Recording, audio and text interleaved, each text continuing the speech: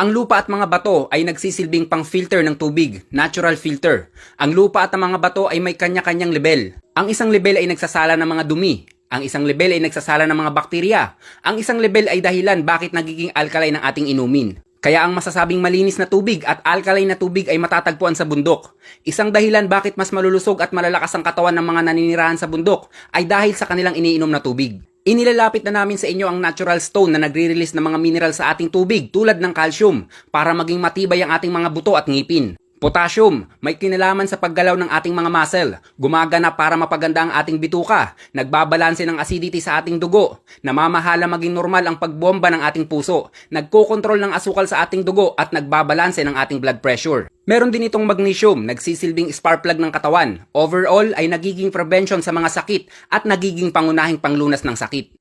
At panghuli ang sodium, ang namamahala sa pagbalanse ng ating dugo. Pumupuno ng kakulangan ng asin sa ating katawan, nagsisilbing signal sa paggalaw sa pagitan ng mga nerves at kalamnan, kaya malaking maitutulong sa mga na-stroke. Lahat ng ating nabanggit ay matatagpuan sa ating sariling produkto, ang Acid Guard Plus. Ito ang dahilan kung bakit araw-araw kong nilalapit sa inyo ang ating produkto, pang matagalang natural maintenance ng ating katawan. At yan ay 1 minutong dagdag kaalaman, galing sa isang magsasaka.